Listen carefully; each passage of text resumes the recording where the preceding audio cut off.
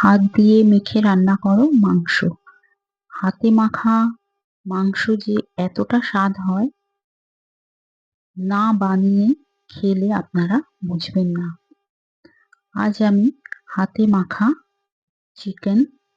চিকেনের একটা রেসিপি আপনাদের সামনে দেখাবো।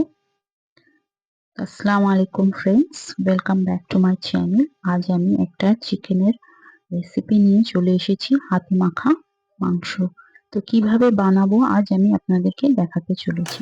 সবার প্রথমে আমি একটা কড়া নিয়ে নিয়েছি। কড়ার মধ্যে আমি ওয়াশ করে রাখা 500 গ্রাম চিকেন নিয়ে নিয়েছি। আমি হাড় সমেত চিকেন নিয়েছি। আপনারা এটা শুধু মাংস দিয়েও করতে পারেন, হাড় ছাড়া। তো আমি দুটো মিডিয়াম সাইজের পেঁয়াজ কুচি দিয়ে নিয়েছি, একটা বড় সাইজের টমেটো দিয়েছি, আর 4 থেকে 5টা কাঁচা লঙ্কা দিয়ে দিলাম।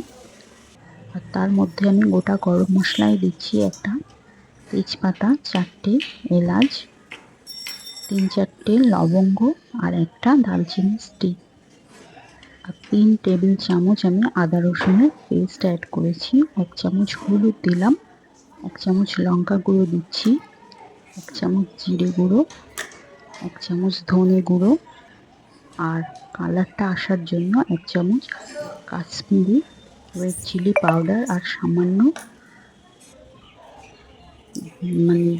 গরম মশলা দিলাম, আর স্বাদ মতো নুন দিয়ে এটাকে। তারপর আমি দিয়ে দিচ্ছি সর্ষের তেল, 4 থেকে 5 টেবিল চামচ পরিমাণ। এগুলোকে আমি একসাথে ভালো করে হাত দিয়ে 1 থেকে 1.5 মিনিট ধরে মাখিয়ে নেব। এই রেসিপিটি টেস্ট এখানেই আসবে যে সময় ধরে হাত দিয়ে এই মশলাগুলোকে চিকেনের সঙ্গে মাখিয়ে। এবার রান্নার মধ্যে আমি চলে এসেছি। তো আমি কড়াটাকে আমি গ্যাসের ফ্লেমে চাপিয়ে দিয়েছি। এবারে আমি সামান্য পানি অ্যাড করে হালকা হাতে আমি খুন্তির সাহায্যে চিকেনগুলোকে উল্টে পাল্টে মিডিয়াম টু লো ফ্লেমে আমি এটাকে নাড়াচাড়া করে নেব 2 থেকে 3 মিনিট ধরে। এই রেসিপিটি একবার যদি বানিয়ে খাওয়া যায় তো বারবার বানাতে চাইবেন। বিনা ঝামেলার এই রেসিপি, আর খেতেও অত্যন্ত স্বাদ আর অত্যন্ত টেস্টফুল, একদম আলাদা স্বাদের এই রেসিপি। তো আমি এইভাবে 2 থেকে 3 মিনিট ধরে ভালো করে চিকেনটাকে মশলার সাথে নাড়াচাড়া করে নিচ্ছি। তারপর আমি এটাকে 2 মিনিট সেদ্ধ হতে দিলাম মাংসটা। তারপরে আমার এই পর্যায়ে দেখুন, এইভাবে আমি কন্টিনিউ কষিয়ে যাব মাংসটাকে। তো ফ্রেন্ডস, আমার চ্যানেলে একদম ইজি রেসিপি দেখানো হয়। আপনাদের যদি ভালো লাগে আমার রেসিপিগুলো, অবশ্য চ্যানেলটাকে সাবস্ক্রাইব করে ভিডিওটাকে একটা লাইক দেবেন। যে কোনো দিন রান্না করেনি তার কাছেও এই রেসিপিটি অত্যন্ত সোজা। আর এই রেসিপিটি রান্না করতে গেলে ঢাকনা চাপা দিয়ে 2 মিনিট আমি রান্না করে নেব, কষিয়ে নেব। তারপরেও আবার 2 মিনিট ধরে আমি ঢাকনা চাপা দিয়ে রান্না হতে দেব। আর এই রান্নাটা করতে গেলে মিডিয়াম আঁচেই করতে হয়। তো দেখতে পাচ্ছেন কালারটা কোথা থেকে কোথায় এসেছে।